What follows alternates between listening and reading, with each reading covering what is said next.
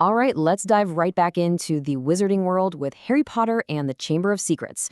We're going to look at how one truly miserable summer turns into a wild adventure with flying cars, sketchy back alleys, and a really ominous warning that changes absolutely everything. So imagine this. You've just had the most incredible year of your life. At a magical castle, you've made friends, you've found a place you belong, and now you're back home, basically a prisoner. That's exactly where Harry is. But just when he thinks things can't possibly get any worse, a very strange visitor shows up with a warning that kicks off a chain reaction of disaster. His second year at Hogwarts is in trouble before it's even begun. So where do we kick things off? Not in the cozy halls of Hogwarts, nope. We are back at number 4, Privet Drive, a house where the word magic is basically a curse word, and Harry is treated like something they found on the bottom of their shoe. Yeah, this one line from Uncle Vernon, it pretty much says it all, doesn't it? For him, magic isn't just weird, it's an abnormality. It's something to be stomped out and hidden away. This really sets the stage for Harry's entire summer, this constant battle between his magical self and the Dursleys' absolute terror of anything even slightly out of the ordinary. I mean, the contrast could not be more extreme. At Private Drive, he's basically invisible. His spellbooks and his wand are literally locked in a cupboard. But at Hogwarts, he's a hero, he has friends, he's part of a community. And the worst part is the silence. No letters from anyone, which makes Harry start to wonder, was any of it even real? And to just rub salt in the wound, the Dursleys completely ignore his 12th birthday. Seriously, they couldn't care less. All they're worried about is impressing some big-shot client. Harry's big role for the evening? Stay in your room and pretend you don't exist. Happy birthday, kid. So right in the middle of this birthday misery, something weird happens. A strange little creature with these huge, green, tennis ball-sized eyes just appears in his room, twitching and wringing its hands. And this is our first introduction to the very strange, very wonderful world of house elves.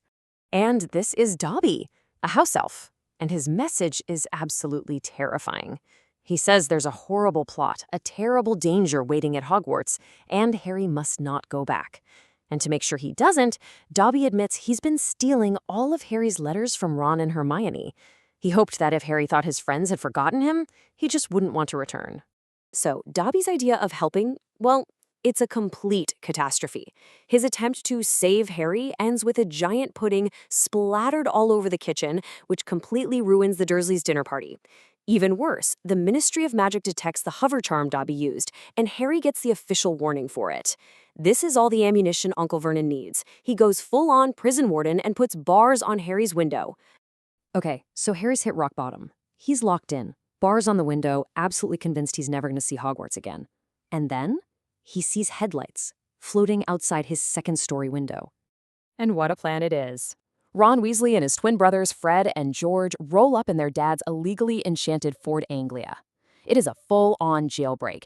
They rip the bars off the window with the car, haul his trunk in, and pull Harry out just as Uncle Vernon grabs his leg. It is classic Weasley. A little bit of chaos, a little bit of rule-breaking, all for a very good cause.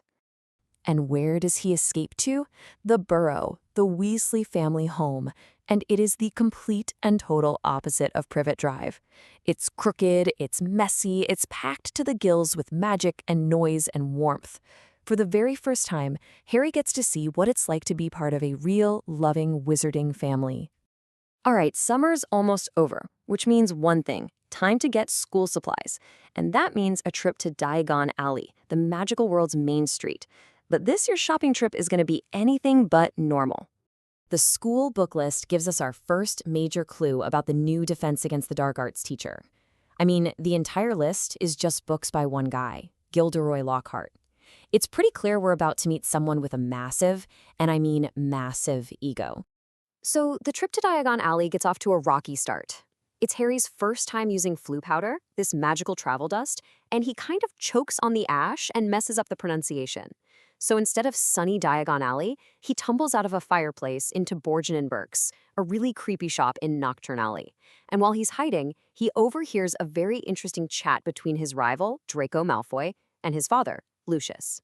So once he's rescued and back in Diagon Alley, they all head to the bookshop, Flourish and Blotts, and it is an absolute madhouse. Turns out, Gilderoy Lockhart himself is there for a book signing.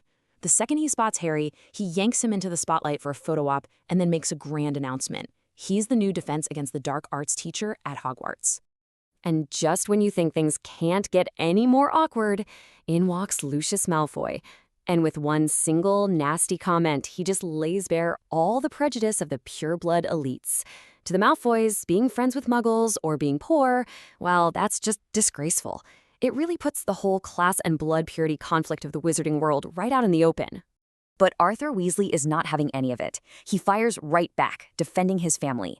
And that's the spark that lights the fuse. The argument just explodes into a full-on fistfight, right there in the bookshop. Books are flying everywhere until finally the giant gamekeeper Hagrid wades in and breaks it all up. Okay, so after all that drama, it is finally time to go back to Hogwarts.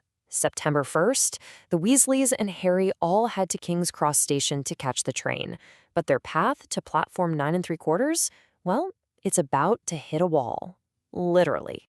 They run at the barrier between platforms 9 and 10 and wham, they crash right into solid brick. It's sealed. The Hogwarts Express leaves without them. And in a moment of sheer panic and desperation, Ron comes up with this wild, brilliant, and completely insane idea.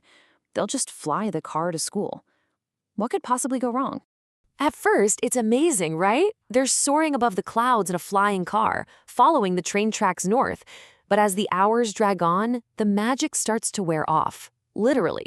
The engine starts making funny noises, the invisibility booster that's supposed to be hiding them starts to flicker, and they're definitely losing power. They can see it. Hogwarts is right there on the horizon. They're almost there. And then the engine gives one last cough and just dies. Total silence. And the car starts to fall out of the sky, hurtling straight for the stone walls of the castle. Ron yanks the wheel at the last second and they miss the castle wall, but they don't miss the enormous ancient tree on the grounds. There's this horrible, deafening sound of metal on wood. Crunch! They've landed. The car is absolutely wrecked. Ron's wand snaps almost in half. But that's not even the worst of it. Before they can even catch their breath, something starts hitting the car, hard, like a charging rhino. Because they haven't landed in just any old tree. They've landed in the Whomping Willow. So they made it to Hogwarts. Kind of. But their grand arrival has landed them in the branches of a very violent, very angry magical tree that is currently trying to beat them to a pulp. Their journey might be over, but you just know for Harry and Ron, the trouble is just getting started.